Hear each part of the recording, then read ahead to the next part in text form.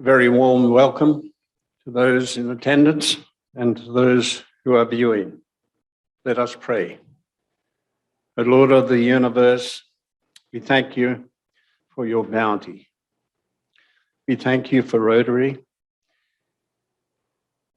and especially thank you for the desire to do good, be good neighbors and fellow citizens. May we always reach out to others less fortunate than we. Let us together as Rotarians do good in the world. Protect our surroundings and the gifts you have bestowed upon us. Let us be strong in our humanity, our honesty, our desire to serve others, and the well-being of all peoples. Amen. Let's pledge our allegiance. I pledge allegiance to the United States of America and to the republic for which it stands, one nation, under God, indivisible, liberty and justice for all. Thank you.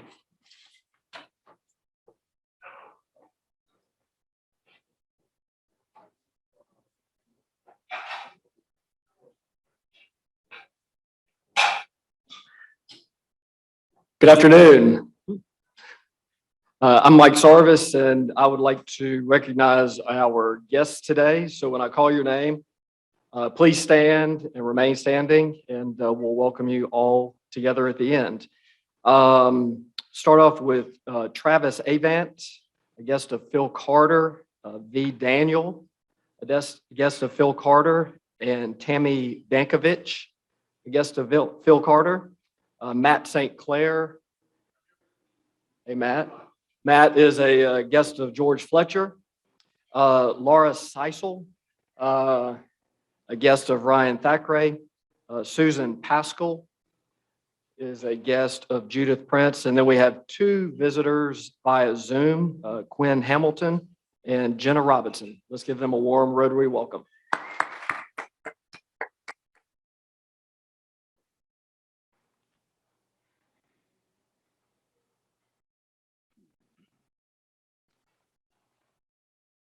Well, good afternoon, Rotarians. Ryan Thackeray here with your member news for September the 14th. We have a sponsor today. Today's member news is sponsored by The Fearless Leader, facilitated by Rotarian Kathy McAfee. This 8-week group leadership development program is designed to help prepare hidden leaders, including women and people of color, for the next level of leadership responsibility. Kathy says, please nominate someone from your organization or network for this next cohort group, which runs October 6th through December 1st. You can learn more at thefearlessleader.com. And speaking of development, here's an interesting opportunity. Rotary has an exciting resume building opportunity available for members seeking to sharpen their database, follow-up, and prospecting skills. Ideal candidates must be good with people, be self-motivated, and able to work with a simple CRM database. This job requires only 1 to 2 hours a week, and the compensation is, well, the compensation plan is priceless. But if you want to improve your skills in this area, this job may be the perfect fit for you. Please contact Membership Chair Jackie Cabasco or Mr. Terry Weaver. Big congrats to Rotarian Joseph Lesser and his wife on the birth of their son, Reese Lesser, who was born on August the 15th. Mom and baby are doing great, and the idea of a good night's sleep is currently no longer an option at the Lesser household. Good luck, guys. Did you all know that Rotary has been named to the top 10 volunteering organizations of 2020 by LinkedIn? Folks, we are making a difference here in this club, and people are noticing.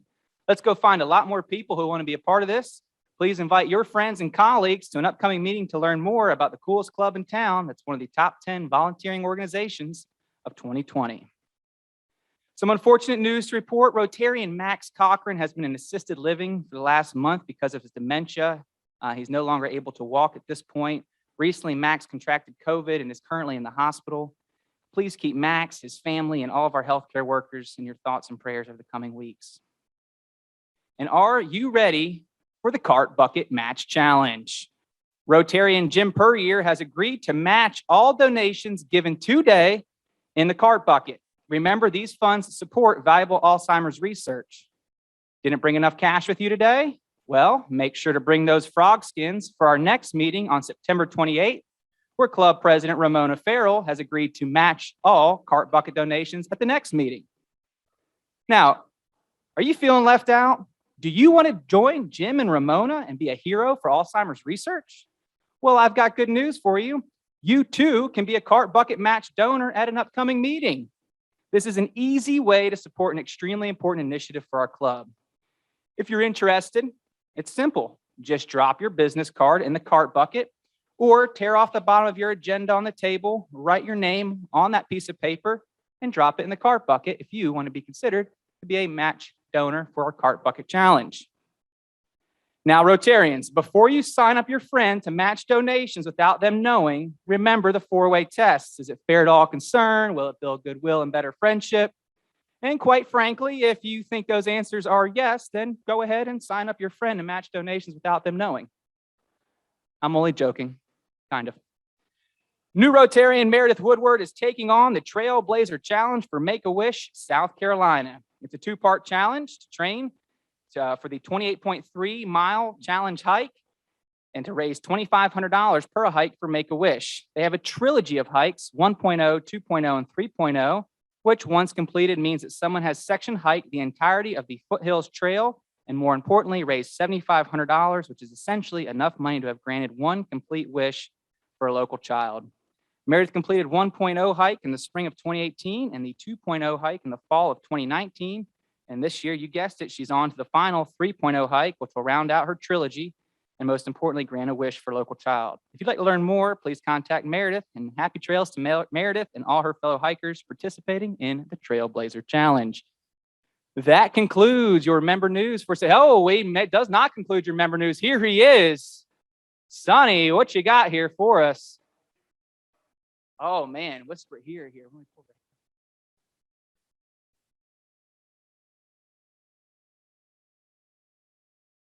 Are you ready?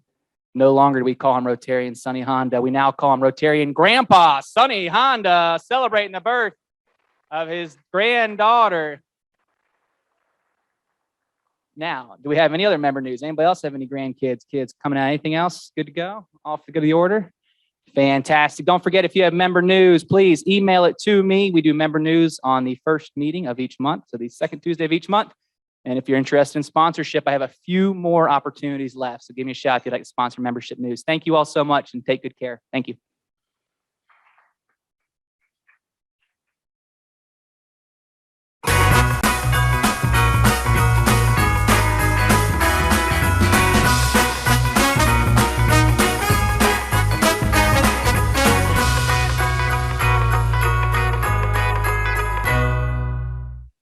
Who's ready to go Christmas shopping? Hey, okay. My name's Teresa Miller. So I'm here to tell you all September 3rd, Greenvillians got their first sneak peek at the Kringle Holiday Village at the Drive Stadium. Got some pictures up here from the event. Up on the top, you can see that we have 3 Rotarians now that are movie stars. Ramona, Jane, and Roger were all interviewed by WYFF at the Drive on Friday. Thanks to generous sponsorship from WYFF, who is our media sponsor. They provided Chris Justice, Greenville's weatherman, for 3 live interviews, 4, 5, and 6. So anybody here happen to see us on the news? We've got a couple people there. I got hits from a lot of friends who said they saw us, and it was super exciting. And then Destiny and Patrick also interviewed Jane at the game. So Jane was on the big screen Friday night. That was really exciting. So not only did Greenville see about the event, Greenville also got to learn about Rotary that night. We hosted, I think, a 20, 30-second video was put up on the big screen Friday, Saturday, and Sunday. So as you can see, the folks who volunteered at the event for the weekend had so much fun. I don't know about you all. So if you were there and you volunteered, stand up. Woo, yay. I know we're all ready to get out and serve together because service equals fun. So take a look up there. If you want to participate with us, I'm here to let you all know what we need. So first of all, we still need sponsors. So if you know anybody at your company, or if you have a friend working for a company that wants to participate with us, we need sponsors. There's information on the table outside. Mike Sarvis, where are you at? Mike, go ahead. Mike Sarvis is the guy who you contact about that. WYFF is going to partner with us. WSBA is also going to help us. So 20, 30,000 people is what we're hoping for the event. Huge exposure for your company. We also need vendors. Vendors are filling up. I think we're up to 27, Amy. 27, we have 40 spots for vendors. Okay. Okay, Amy or Lorraine or who you talk to if you know somebody who wants to be a vendor. And then the big ask is volunteers. So we are going to need a lot of volunteers for the weekend. Save the date December 11th and 12th. We are going to need you working. So please put it on your calendar. Service equals fun. You need to come out and help us at the event. And then also we need volunteers up until then. We have all kinds of fun decorating committees.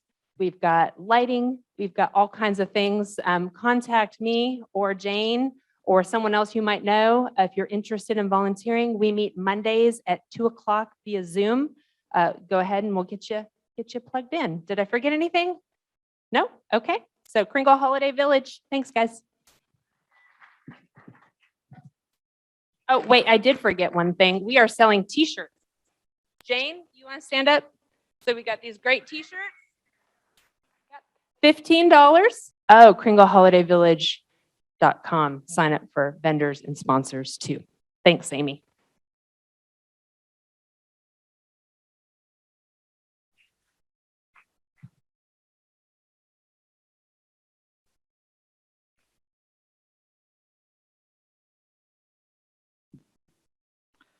Good afternoon. You have probably heard, whether it's through the newspaper, through TV, through a friend, through other people, that affordable housing is a need in our community. It's an issue that has become more poignant over the past few years as we've understood more of what the actual issues are within affordable housing and some of the challenges that face us. Today, we have three amazing panelists with us to help explore this. My name is Chris Manley. I am the president and CEO of Rebuild Upstate. It's an organization that focuses on affordable home preservation for existing owner-occupied homes throughout the upstate. Panelists, if you want to go ahead and come up. So I'm going to quickly introduce our panel, some amazing people that hopefully will continue to visit our Rotary Club in future meetings. We'll start with Merle Johnson. Merle is the Director of Economic and Community Development for the City of Greenville. He has been in that role since July 2020. He is filling in today for John McDonough, the City Manager, who had a personal issue come up with today. In this role, Merle oversees new business recruitment and process improvement, strengthening the business environment and the economy. He also oversees the city's community development initiatives. Prior to this role, Merle was the Director of Operations for the Charleston County Economic Development Department.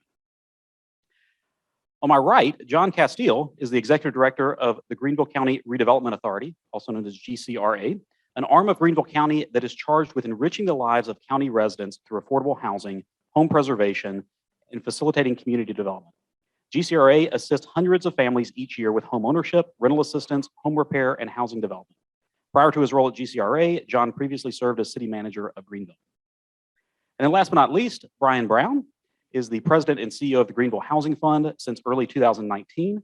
The Greenville Housing Fund is committed to housing affordability solutions to meet the diverse needs of our growing economy and thriving community throughout the county. The Housing Fund accomplishes this goal through acquisition, gap and bridge financing for affordable housing developments, its homeowner preservation program, land banking, and a variety of other programs. And prior to joining us in Greenville, Brian served as the COO of the Columbus Metropolitan Housing Authority in Columbus, Ohio. So let's give a warm Rotary welcome to our panelists.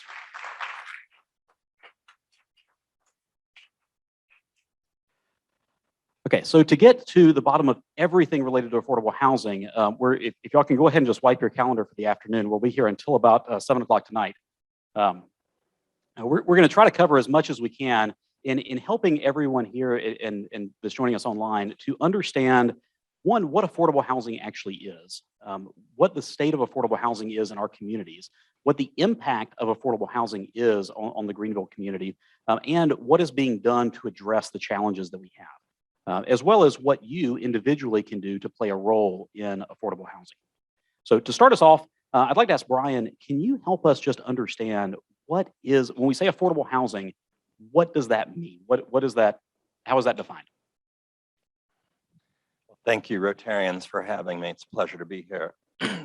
So when you think about housing affordability and where each of you live, I would stipulate that most of us live in housing that's affordable to us. And by affordable housing, we usually mean not paying more than 30% of our income, monthly income, towards our housing. If you pay more than 30% of your income towards your housing, you're considered housing insecure. And if you pay more than 50% of your income towards your housing, alone, you're considered severely housing insecure. And so you might not know, Greenville has, pretty high eviction rate. And so when you think about our economy and productivity and stable employment, going through this cycle of instability in your life through eviction process and what it means to your children and the disruption to your life and disruption to your job and maybe losing your job depending on where you work, it's not a good place to be. The other thing I would say is, income, so income and housing costs are two of the variables in the equation of housing affordability. And in Greenville, we're blessed to live in a thriving economy. And part of that thriving economy generates housing demand. And housing demand generates price pressure on housing. And so housing costs have gone up significantly in Greenville. And if we want to be a community that's accessible to everyone, and if we want people to live closer to their jobs, think of the service industry, think of where we are in this building in downtown Greenville. And if you've ever lived in a larger urban environment that's very expensive, like Washington, D.C., for example, I have friends that live in Georgetown, and they always tell me, somebody should film us calling a plumber and just put it on television because it's like a comedy, because it's just not for the faint of heart. And they can't get any service. It's very unstable to try to get services because people are coming in from great distances because they can't afford to live in the district. So I don't think that's the kind of community we want to be, even though we live in a prosperous community. And so our challenge is, how do we make housing accessible where we want it to be, which I would stipulate is everywhere in our community. And to me, that's what makes, that's sort of the definition of affordable housing. So Brian had kind of started addressing this, but I'm curious to hear from Merle and John. Why is, can you expound about why is having affordable housing in our community so important? And we'll start with Merle. Thank you, Chris. Appreciate that. And Rotarians, appreciate you guys having us. So I'm going to take a slightly different angle, and I'll look at it from an economic development standpoint. So to build a little bit on what Brian said. So if 100% of your workforce has to commute into the location you're at, you're never going to survive, right? Irregardless of whether the wages are, and just take that away from it, the community will never survive. So you need to have a diverse, affordable housing so that, as Brian said, everywhere, so that you can live, work, and play in the same location. And so from an economic development standpoint, it is imperative that the talent or the workforce has an opportunity to choose to live where they want to live, right? We don't want to force them to have to the proverbial drive till you qualify notion. That's not good. It's from an infrastructure standpoint, all the likes of all that. So, and the last thing I'll leave you with is an economy is only going to grow or have the ability to grow, the highest it can ever reach is the least among us, right? And what I mean by that is if we continue to see the poor become poorer, your economy is never going to be any better than that. It can't, right? Because the economy is going to be all built on how much productivity everyone can bring to that economy. And so when you look at it from that perspective, and I think we all want Greenville to be the best Greenville that it can be, huge opportunity there, even from a housing affordability standpoint for them. And so, once again, I think it just from an economic development standpoint, it is imperative that you do have that affordability and that affordable housing choice for everyone. Good afternoon, Rotarians. I'll take a slightly different approach, as Brian and Merle has indicated how important it is. I just think that the number one wealth generator is in your home. And if you're going to grow, if you're going to hopefully be prosperous and leave something to your kids, generally it starts through wealth building through your home. I agree with Merle as it relates to economic development, and Brian eloquently demonstrated the difficulties there and the challenges of not being house burdened. But I would also say that, throughout all of this, what's changed in the last 20, 25 years is much like when our community was having a discussion about transportation, housing has become a local issue. In the past, it used to be the federal government would give you community development block grant dollars and home dollars and emergency solution dollars. And that was the pot of money that was used to do affordable housing throughout Greenville County. But as you can imagine, over time, the community that we all love and have invested in has grown tremendously. And that growth is outpacing the market's ability to produce affordable housing. And because of that, we see it pop up everywhere in our community. And so those folks who are in the service industry, they need safe, sound places to live. As Brian indicated, that is not so far away. And as Merle shared, that's not so far away that transportation becomes the issue. And we have communities that have been throughout Greenville, the city of Greenville, and Greenville County, longstanding, strong communities that have seen less investment occur. And so having investment into affordable, attainable housing allows people to get a start at home, to grow families, to be welcoming, to recruit businesses back to our area. And so it's no longer just a federal issue. It is a local issue that if we're going to continue to grow and be the special community that we are today, but also be that community in the future, it has to be a community that has a place for all. So now that we have a little bit better understanding of what affordable housing is, why it's important to our community, and whoever would like to take this question is welcome to. Can you help us understand just how far away, what's the gap that we have? What's the need and the demand for affordable housing, and how close or far are we from that? Sure. So think about, I'm thinking that you all are aware of our population growth projections for Greenville County in our area. So based on that growth, we have an increasing gap, right? And so Greenville County Redevelopment Authority and Greenville Housing Fund sponsored a community-wide affordable housing strategic plan. And that plan calls for producing 10,000 units of new housing that's affordable and workforce housing over the next 10 years. And we want to preserve at least 3,000 what we call naturally occurring affordable housing units.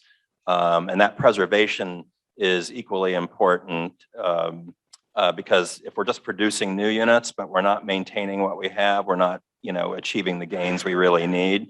And so those two things have to work together. So I'd say we probably lack 15,000 units today, and that number will continue to escalate as our population demand as our population goes up, because you can count on demographically speaking, that as your population grows, you're not just attracting one demographic, you're attracting all demographics.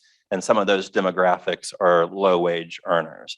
And just to put a pin on what Merle shared earlier about economic development, housing that's attainable to wage earners is a critical part of your economic development infrastructure.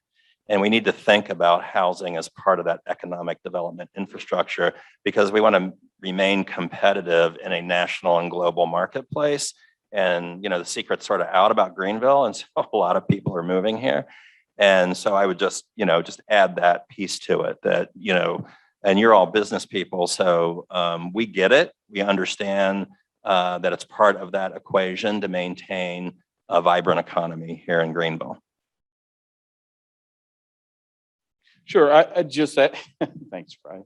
I just add that it's really, really crucial. And you guys have been here much longer, some of you than I, that Greenville continues to embrace this idea of one community for all. I mean, we've had the pleasure of being a charming, fast-growing community that the demographics are changing. And so my opinion is the topic of affordable housing really hit the mainstream 3 to 5 years ago when a lot of people started looking around and saying, well, there's not a place for my child was looking for a home. He or she's a teacher, a firefighter, or whatever, and there are no homes in that price range that are about $200K. They're difficult to find. And that was prior to this hot market we're in now, where homes are being sold above asking price in less than a week. And so our community is changing really rapidly. And I commend the community for having the discussion about, where we're going to be in the next 10, 15 years. How are we going to provide housing? And so during that time, both institutions, the city of Greenville and the county of Greenville, have significantly stepped up and said, this is a community-wide issue. We've got to make investments into this, and we need assistance in doing so from the entire community. And so the value of having a community where your children or others who are just beginning their careers to have housing attainability is crucial and important for economic development, but for the residents who live here.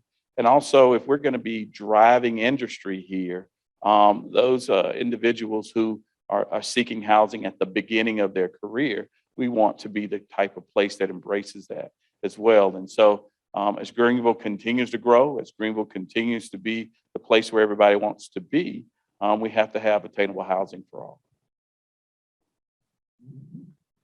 So in terms of, there is a huge need. What is being done across the city, the county, and the community as a whole to start addressing this? What are each of the organizations that you're a part of and the dozens of partners kind of engaging in right now to do that?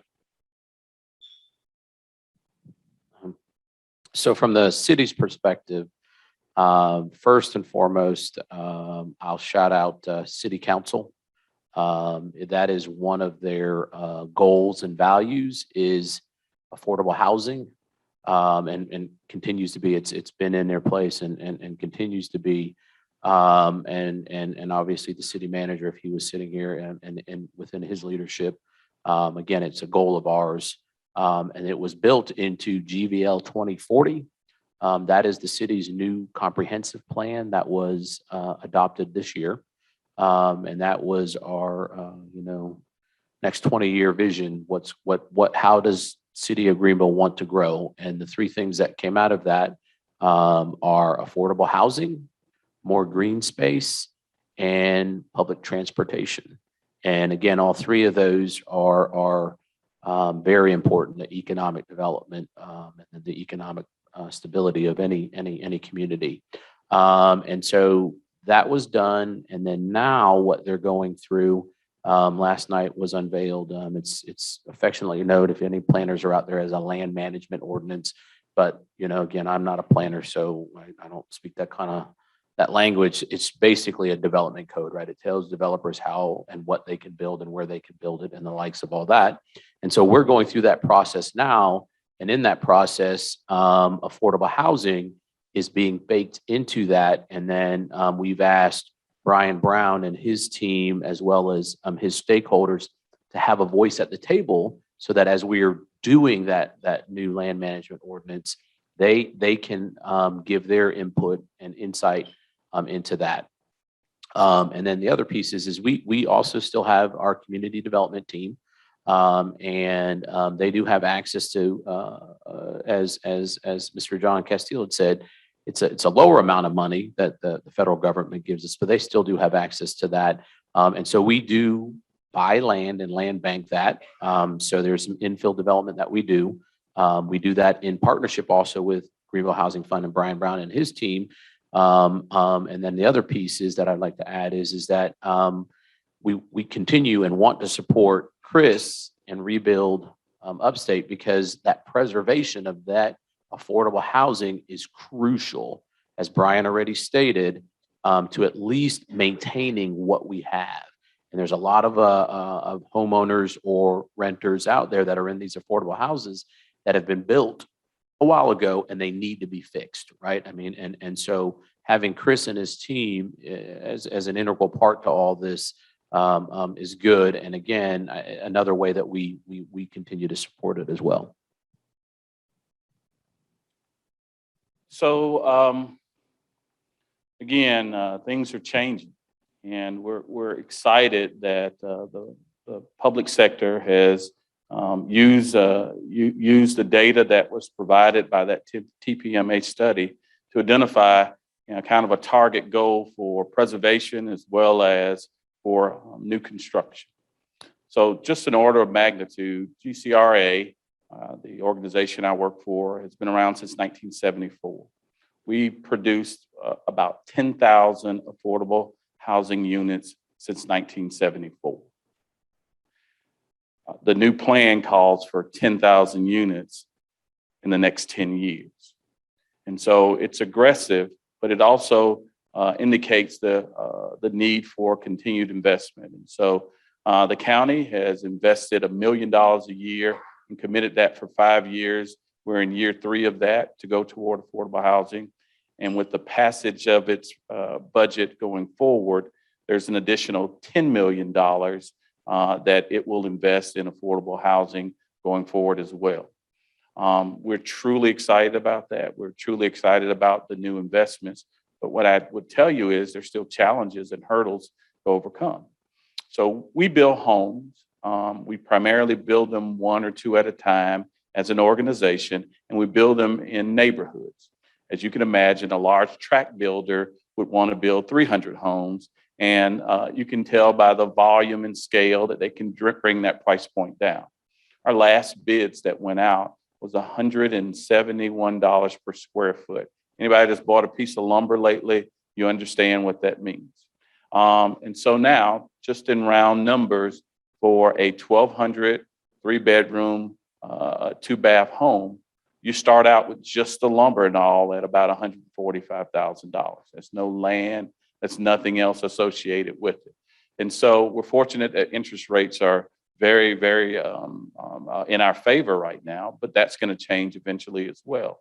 And so the challenge is, can we continue to provide homes for sale, income qualified, and allow people to be homeowners and meet that goal of 10,000. So we're fortunate. We work with Brian and his group. We probably have in our work plan about 1,000 units. 700 of them are fully funded. They all won't happen tomorrow, of course. They're fully funded and they're zoned. But I will tell you, to touch on a little bit of a touchy subject, you can't do it just on single family homes 1 at a time. You can't. You're going to have density. You're going to have some ingenuity. You're going to have to build up some. And so you're going to need rental units as well. And the theory is that you transfer from that rental unit to a home ownership eventually going forward. And so it's crucial that we continue to build new.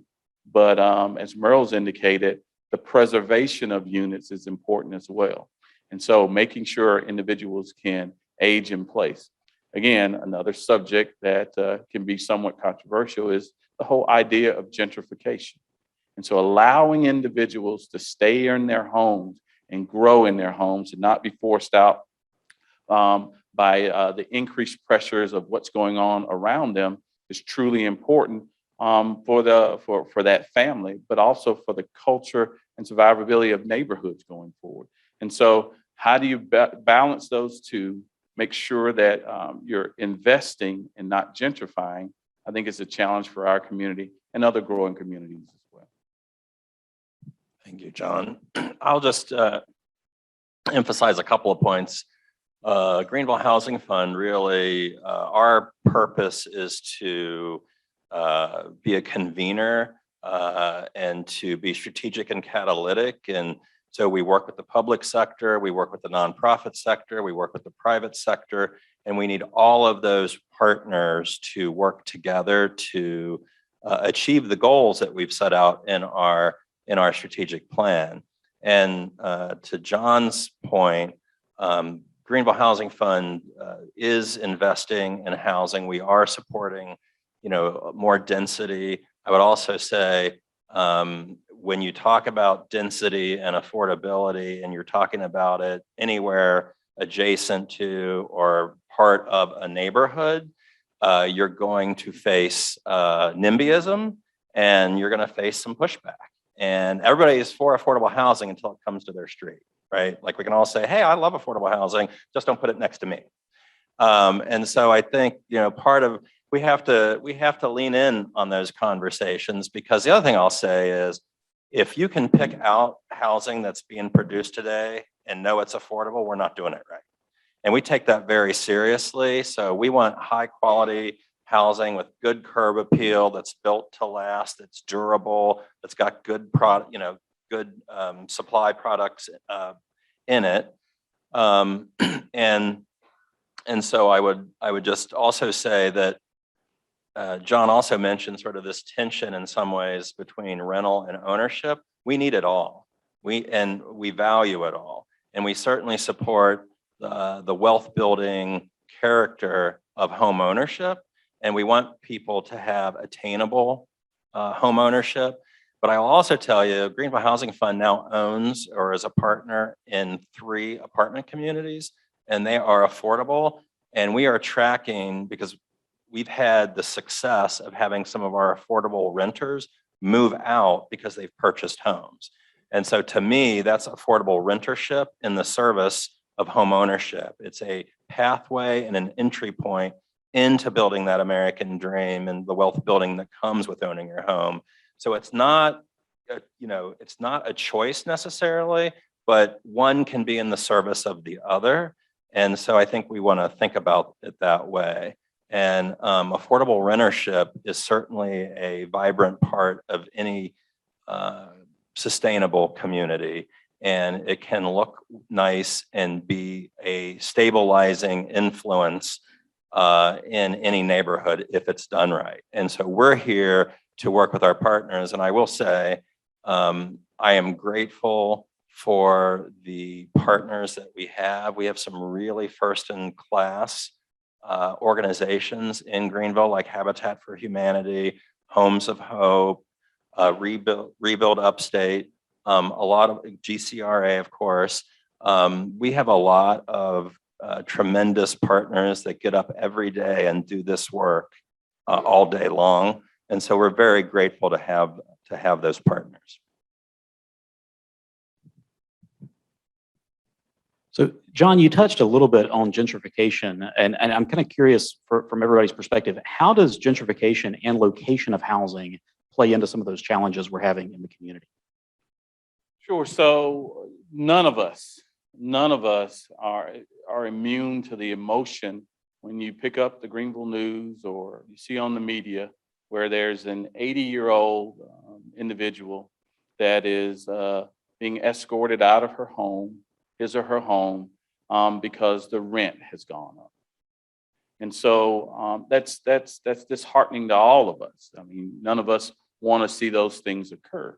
But when neighborhoods that haven't been invested in for years, start to abut more prosperous type of developments, it occurs and change will occur. And in our capitalistic society, you can sell your home and do whatever you want to do. That's within your right. Gentrification occurs when these displacements occur and individuals that have been living in domiciles for a long period of time are priced out and moved out of the community, and then they have to go find additional affordable housing going forward. I think all of us that touches and pulls at our heartstrings, and no one likes to see that. But when growth occurs, individuals can make individual choices. And so what we have to do is in those communities that we know where economic development is pushing forward to, and the data is shared, we all kind of know where they are. We then have to, as Brian indicated, have to be diligent in going in, land banking and finding property in there that's affordable. And we have to be committed to producing housing that is obtainable in those communities. Now, I agree that it needs to be done everywhere, but it needs to be focused on those areas so they don't gentrify. But change is going to occur. I mean, change always occurs, and change can be a very good thing if done properly and if planned for. And so we focus on those areas while we look at all of Greenville County and the city as well, but someone has to do it. Well, if we're not doing it, then there are partners that we have that's their main purpose. But there's a reason why the private sector isn't building these homes. I mean, the profit margins are very, very small. And so someone has to do it. Someone has to make sure that these neighborhoods can survive and make sure that there's a place and there's some affordable housing throughout Greenville County. And so gentrification is real, it occurs. One negative byproduct of it, not only is just the displacement, it's just the look and feel of the community has certainly changed. And you can read all the information that's out there, but the types of commercial that comes back sometimes doesn't support the community that was there, and people don't feel comfortable there anymore. And so they move out, and it's not displacement, it was by choice. And so it's our effort and our challenge to work with our partners to make sure that anyone that wants to be a renter or homeowner has an opportunity throughout the salary range for options and opportunities to participate in home ownership or affordable rental in Greenville County.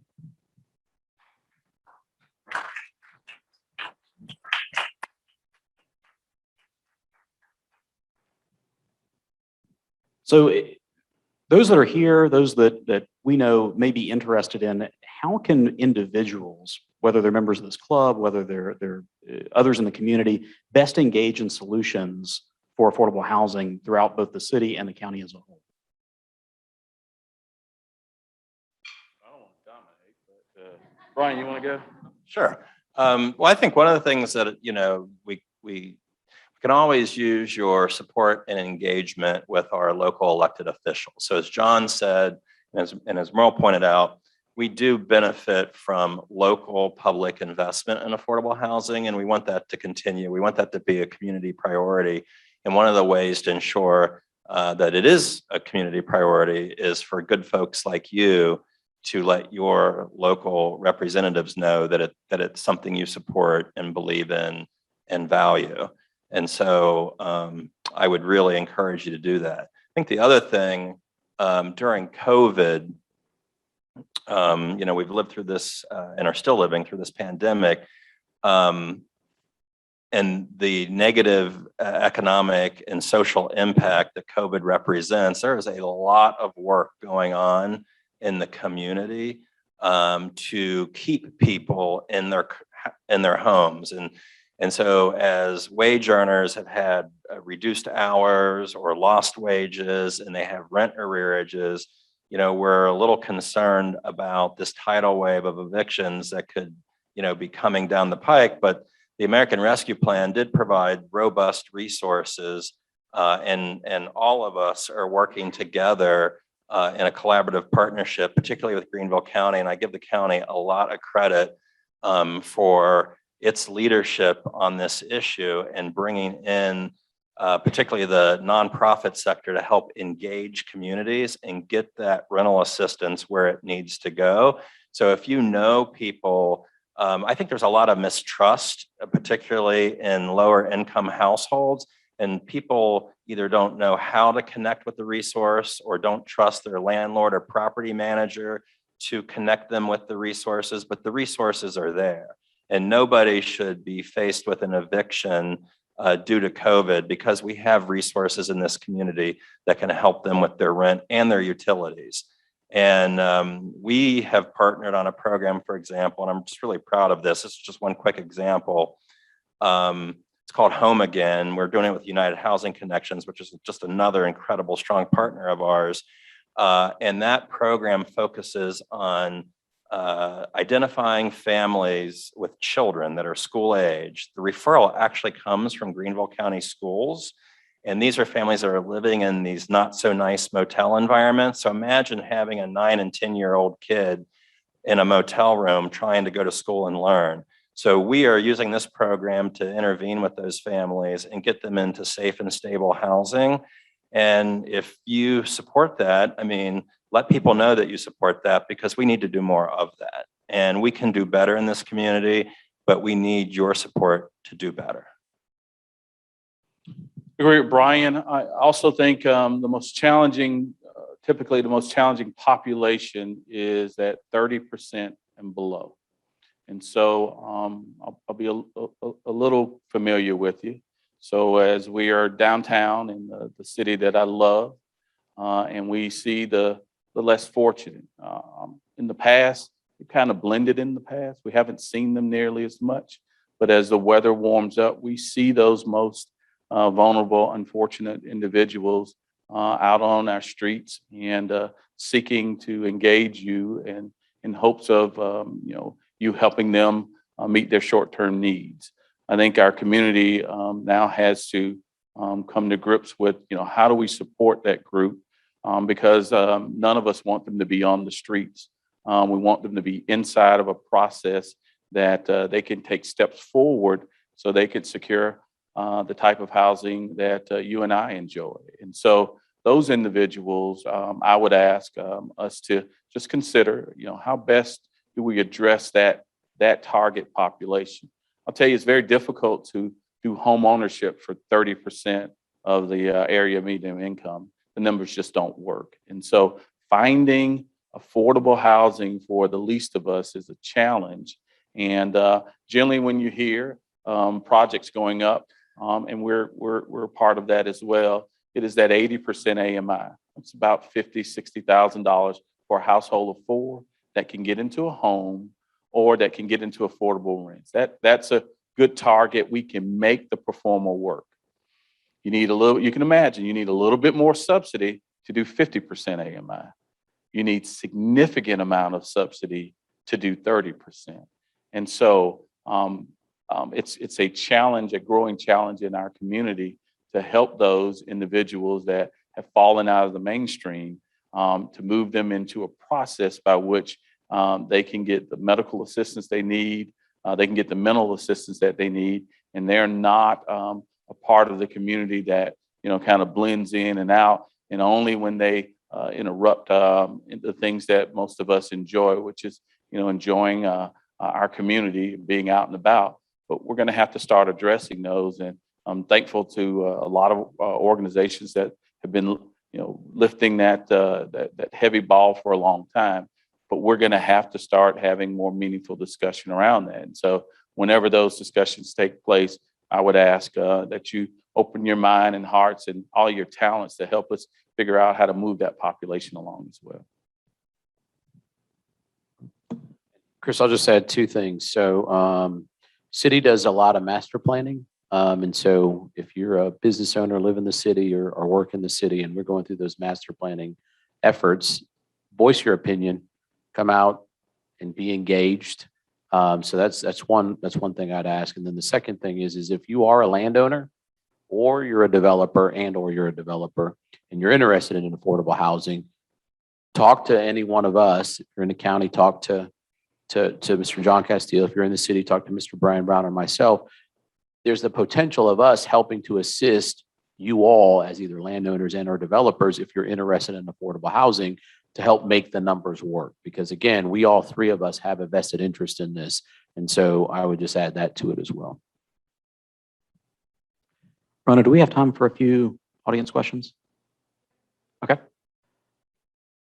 I will say, I know that there are programs specifically, even outside of the organizations represented up here, that are focused on energy efficiency and weatherization of homes, in addition to what. Okay. So every home we build has energy efficient appliance in that home. Every home we build is ready for the internet. We have done all we can, and we'll continue to do more to address exactly what you're talking about. So could we make our homes a little bit more affordable? Yeah, we could. But we choose to build a good, sturdy home that doesn't, we don't want you to have the maintenance burden going forward when we're gone. And you know, you've got to either replace things and on and on. And so the price points that we're at, we feel very comfortable where we are, that we're building a good home, a good sturdy home for the location that we are. We use architectural singles versus the 3-tab. We do all of those things to try to avoid those costs, those maintenance or ongoing costs for individuals that'll be a part of the home going forward. And so I appreciate your thoughts and concerns about individuals that do acquire new construction, new homes, because it is a problem. No one wants to put someone into a home 5 years from now, they're making repairs on that home because all we've done is created the cycle again. So thank you very much. Yeah, I would just add to that, you know, quality and durability typically means energy efficiency. So when we talk about, you know, the quality of the materials we're putting in our construction, that's usually inclusive of energy efficiency. And I appreciate your comment as well, because a more efficient home is a more affordable home. And so those things definitely go together. And I just want to validate your point. So thank you for that.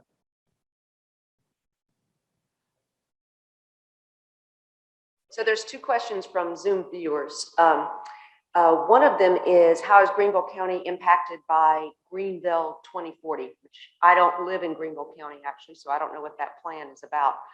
But this person asking said they've seen a lot of large housing developments, and I've certainly seen them in my area out in Spartanburg County. They're everywhere. But they're stripping all the trees down too. So we're losing green space, although we may be gaining more affordable housing. So how is Greenville County impacted by Greenville 2040? What I'll just say is that, so GVL 2040, that's the city of Greenville's comprehensive plan. So the county is not affected in any way, shape, or form by that. As it relates to the county itself, I mean, I don't think John probably can answer that, or maybe he can, but because he's on the affordable housing side, and that's some development questions. But just so everybody understands, GVL 2040 is only on the city's side. Sure. So I'm glad you brought that up. One of the other ways that this group and the community can help is, I know it can be tedious going to meetings and weighing in, but when we're talking about land use and future land use, it's important to hear from the community about what you would like to see and not see. And so Greenville County is a big county that, if I'm not mistaken, 3/4 of it is unzoned. And so if it's unzoned, then people can do, it's a private property issue. And so as long as those properties remain unzoned, there's a large disparity of what an individual can or cannot do with a large tract of land. And so, yes, a lot of these things are occurring, but the only way to get those things inside of a process to probably have the property zone or have some regulations about what you can do and what you can't do about new construction. But please note that these things take time, and there are a lot of diverging views that come up via county council. What individuals like to see in Marietta and Slater is different than what people like to see in Five Forks. And so having that discussion, sometimes tedious, is really important if we want our community to look and feel and grow in the way that we'd like. I'm sure Brian, John, and Merle will hang around for a minute if you have additional questions afterwards. Let's give our panelists a round of applause. Thank you to Chris and our panelists. And each time, right, we have a guest speaker or panel, we donate a book to Alexander Elementary's library. This time it's Los Animales Más Mortales. So that'll be delivered to them on your behalf. So thank you very much. And I just want to say, so the Greenville, right, being a community for all resonates, but also that creating that safe and stable environment for everyone truly is our challenge, right? But glad to hear we're having the conversations. It sounds like there are a lot more that are needed. So thank you, and thank you for your time. So at the closing remarks, remember Kringle Holiday Village, there's a table outside. I have a t-shirt too. I helped out at the concessions, and I will just say, while it was hard work, it was actually a lot of fun. And I found out in my next life, I will be a beer meister. So just want you to know this. It's true. But stop out there, right? If you think you even want to be involved, while they're still defining discrete roles and timeframes, sign up. So would they have an idea of who they may be able to tap as it gets closer to the event? So see the table out there. Also, we heard about the cart, so make your donations. Jim, thank you very much for stepping up first. I will be second in line. Business card, rip off the agenda, pop your name or your best friend's name in there, drop it in, so we can kind of keep the momentum going for our cart donations. Then also on the table are Discover Rotary cards. And we've heard it and we've been saying we need to build our membership. We want our membership to grow so we can continue to do things like the Kringle Holiday Village, the Alexander Elementary School, the scholarship funds that we support. But it takes all of us pulling together as a village. This is not a one-person project. This involves all of us. So pull these cards, drop them in your purse, your pocket, your wallet, and it's as simple as meeting someone, express an interest in Rotary, you think they'd be a great fit, just share this with them so they have an idea of when they can attend a Discover Rotary meeting, right? Very painless. And then the great Discover Rotary team will take care of all of the rest. Read to me for Alexander Elementary if you're paying attention to your newsletter. If you're not, I'm here to do the PR for that. September 24th will be a virtual read to me. So there was a link in the newsletter, so you can see that again, or you can reach out to Amy right here, who's chairing that. I've done it. You purchase the books, you read for maybe up to a half hour. You kind of get some flexibility, choose your grade, and then the books you purchased are actually donated to the school as well. It turned out great when we did the Read Across America for them, but now this is specific just for their school. So look to sign up for that as well. So with that, we'll close with the four-way test. So if we could all stand, it's either up on the screen here, also on your table. But if you recite with me, of all the things we think, say, or do, is it the truth? Is it fair to all concerned? Will it build goodwill and better friendships? Will be beneficial to all concerned. Meeting is adjourned.